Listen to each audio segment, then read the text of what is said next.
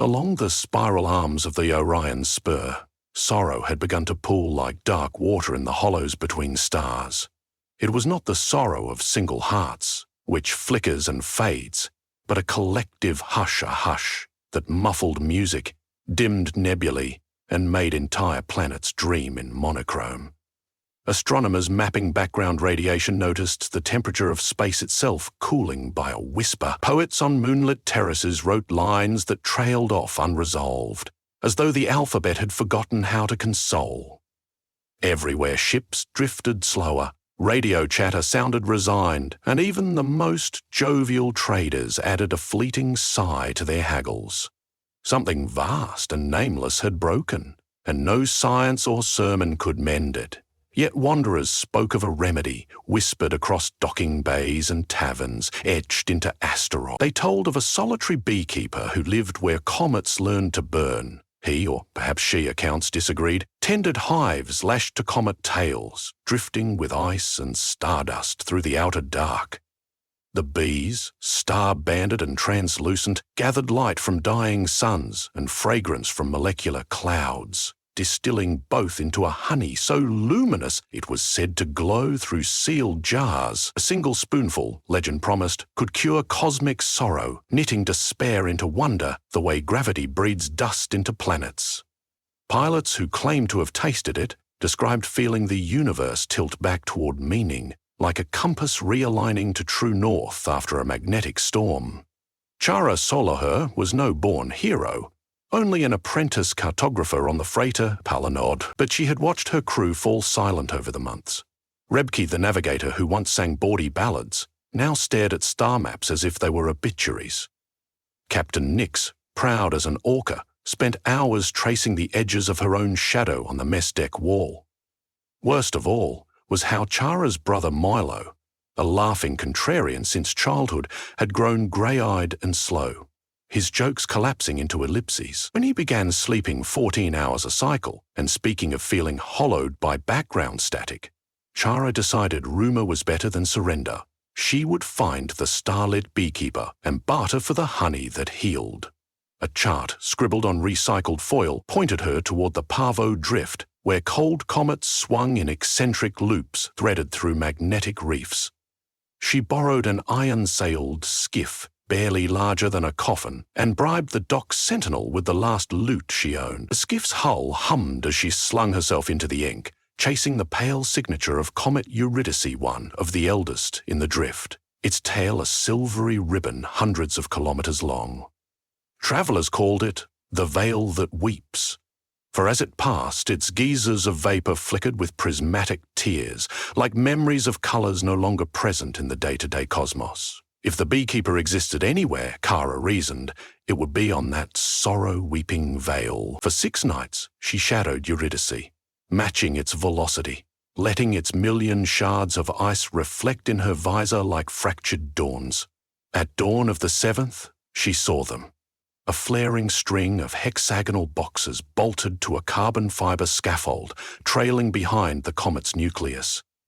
Solar lanterns, dim but steady, ringed the structure, throwing slow pinwheels of colour into the tail's vapour stream. Between the lanterns drifted specks of iridescent bees, but not any bees bred under planetary skies. Their wings glinted like shattered CD foil, and their abdomens pulsed with nebular blue. She felt an ache of hope, as though she was seeing artefacts from an older, kinder cosmos. Chara anchored the skiff, then leapt in magnetised boots to the scaffold. The temperature at this distance from any sun could numb a human heart, but her suit's heaters laboured heroically. Whispers spilled through her helmet radio, buzzes modulated into almost melodies. She wondered if that was how these bees spoke to their keeper. Curious, patient, humming secrets, the same way hydrogen hums at 1420 megahertz. Ahead, a figure in a cloak of micro-meteor-pocked silver stood over an open hive, bare hands shining with honeycomb light. A veil of pollen drifted around them, yet no particle touched the figure's skin. It parted like water around a keel. Chara cleared her throat on the comm line. "I seek the honey that heals sorrow," she said, voice trembling more from reverence than cold. For my brother, for my crew, for anyone who can't remember why the stars mattered." The figure turned. Their eyes were midnight shot with comet fire, and their skin gleamed like candlelight under thin wax. When they spoke, the radio filled with layered resonance, as though a choir of gently detuned cellos echoed each syllable. "I am Elan, keeper of the luminous hives," they said.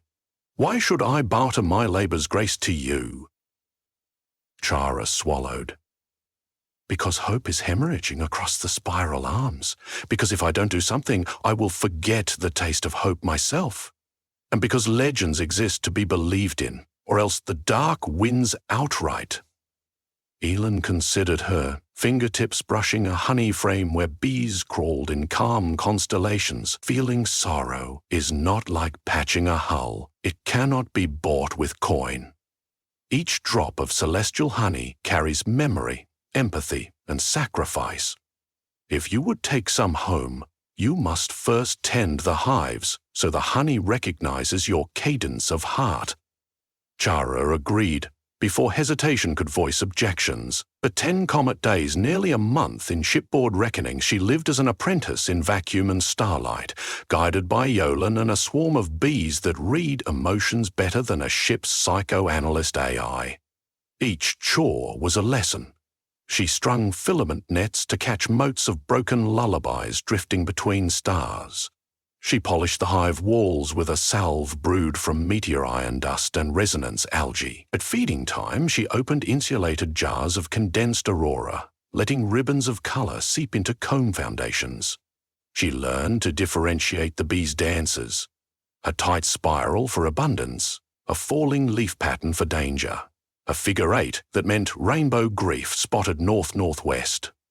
During rest periods, she dared open her visor in the shelter of the greenhouse pod, tasting air perfumed by pollinated lilies grown from seeds salvaged off derelict colony ships. Every breath felt like an apology, made and accepted. On the 11th day, the swarm grew agitated. Their movements jittered, their hum lifted into ultraviolet registers she sensed more than heard. Eolan, deciphering the signs, announced that a storm of regret wraiths approached. These entities, ragged constructs of abandoned dreams, rode solar winds, seeking light to snuff. Cosmic sorrow, Eolan explained, was both symptom and prey field for such wraiths. They fed on the resonance left by unwept tears. A hive glowing with distilled hope was an irresistible lure. They tethered emergency thrusters to the scaffold to angle it deeper into the comet's tail for partial concealment, but concealment was little defense against beings that smelled for melancholy, the way sharks smell for blood. Soon, faint outlines emerged from the haze, silhouettes of devourers made from negative space, limbs flickering like corrupted frames of film. Wherever they drifted, the comet's natural shimmer dulled, as if night were writing over itself. "Hold to your tasks," Eolan commanded, slipping on gauntlets woven from supernova cobweb. "The bees trust steadiness." Chara's pulse hammered, gilled. She remembered Milo's slack features, Rebke's silent songs, Captain Nick's tracing shadows, and felt a surge of purpose stronger than fear. She anchored herself beside an outer hive, keeping the lid sealed while the bees inside vibrated their bodies in a communal chant. When a wraith swept close, the chant changed pitch, matching the invader's frequency, but inverted antiphonal, defiant. Light blossomed from within the combs, amber, rose gold, and a shade of blue, so deep it felt like forgiveness. The wraith recoiled, edges fraying like paper in flame. 2 more advanced, but Eolan's staff tipped with crystallized, dawn-slashed arcs of radiance that carved them apart. Yet one slipped past, unfolding thin arms of chill around Chara. Her visor fogged on the inside, her mind filled with the memory of every moment she had disappointed someone, the time she lied about charting errors to save face, the birthday message to Milo she'd drafted but never sent, the broken lute string she never replaced on her mother's old instrument. The weight bowled her to her knees. Before regret could strangle her completely, a single bee landed on her gloved hand. Tiny feet tapped a rhythm against her knuckle, an urgent tremolo. She understood. Regret was a door, not a prison. She opened that door by whispering, not to the wraith, but to herself. I failed, yes, but failure is not the same as absence. I am here now. The wraith shuddered, losing coherence. Another swarm poured from adjacent hives, orbiting the entity, their collective glow braiding into a luminous knot with a sound like cloth tearing. The wraith unraveled, absorbed into the knot, then diffused among the bees, transmuted into something soft, perhaps sympathy, in nascent form. After the storm passed, the scaffold rang with quiet triumph. Chara stood beneath lattice lanterns, panting, while Eolin inspected a surviving honey frame. You met the wraith not with blade nor denial, but with admission, they said, voice laced with approval. Therefore the honey will answer you. That night, if night it could be called where stars burned eternal noon, Eolin led Chara to the heart hive, a sphere of opaline glass nested inside centrifuge gyros so the comb remained aligned despite the comet's spin. Bees parted to let them within. At the center sat a chalice, unadorned save for the glow of thick golden liquid that swirled as though galaxies birthed within it. The smell reminded Chara of first snowmelt on her homeworld, of cinnamon bread, of Milo's laughter when he found a new canyon to echo into, scents bound by no chemistry but memory. Eolin dipped a crystal spoon, then offered it. One sip kept for your brother, another for you, another for any traveler you deem in need. Guard them well. More can be drawn once you understand your own thresholds. Chara accepted. The honey shimmered, seeming to weigh nothing and everything in the spoon. She sealed 3 small vials, marking them with star maps of the palinoid's next ports. Then, on impulse, she tasted the residue left on her fingertip. The flavor was impossible. The hush before an orchestra's first note, the childhood realization that dusk is simply day getting ready to dream. Tears erupted, not of sadness, but of expansion. For a moment she felt every crew member's silent grief stretching between them like an unfinished bridge, and felt, too, the sturdy beams and cables that could yet complete it. "Thank you," she whispered. Eolin nodded. "Remember, celestial honey does not erase sorrow. It reweaves it. A cured soul still remembers why it wept, but the memory tempers rather than corrodes." With the vials secure in a shockproof bandolier, Chara prepared to depart at next orbit shift. The skiff's sail unfurled, catching solar wind streaming from a distant dwarf star. Before sealing her cockpit, she turned to Eolin. "Will I see you again? If you keep looking," the beekeeper replied. "Comets are promises written on ice. You can follow them across epochs, and they will still be saying, 'I will return.'" The voyage back felt brisk, as though the skiff sensed her purpose.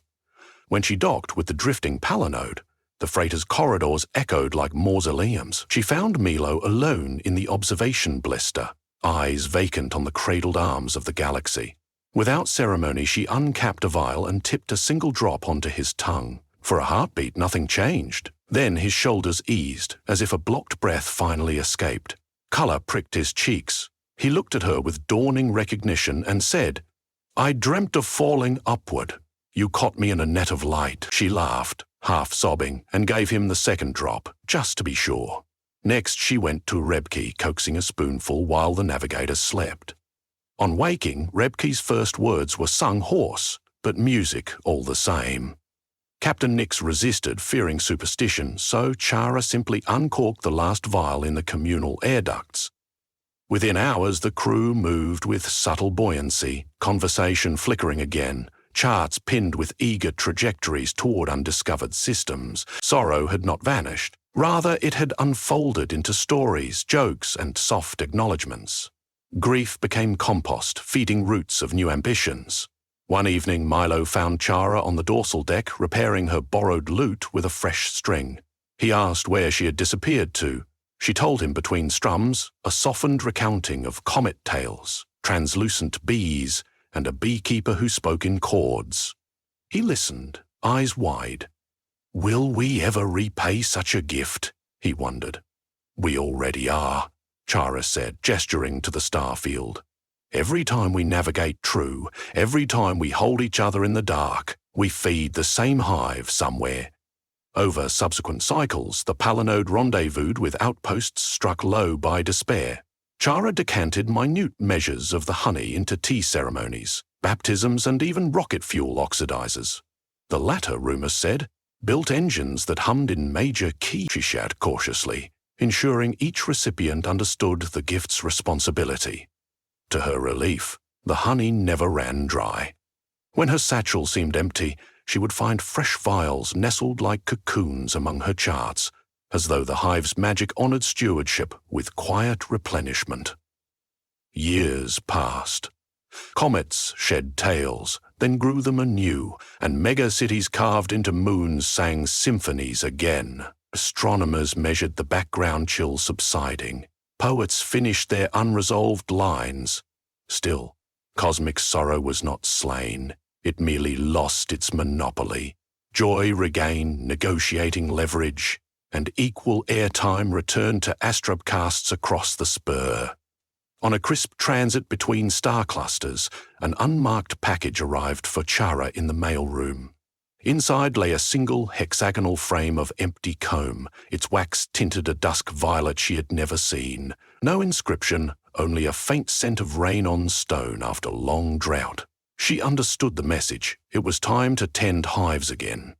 She copied her farewell onto a sliver of Mako parchment, left it in Milo's locker, and slipped away in a refurbished skiff whose sail gleamed with constellations sewn by Rebke. As she set course for the Parvo Drift, a fresh surge of comets glittered on the long-range scanners, each one brandishing a newborn tail. Somewhere among them, Elan's lanterns would spin, and bees would hum new maps into being. Chara's pulse resonated to that hum. She wasn't seeking to refill vials now. She was answering the echo of a promise etched in ice. She would learn the figure eight that meant rainbow grief, the spiral of abundance, and perhaps one day she would teach another wanderer what to do when regret wraiths darkened their hatchway. For sorrow is patient, but so is the beekeeper's craft. Honey need not last forever, only long enough for one hand to pass a spoon to another. And across the deepening night, tiny wings kept forging sweetness out of starlight, proving again and again that darkness may be broad, but it is never absolute, so long as there is anyone left who remembers how to tend the hives on comet tails.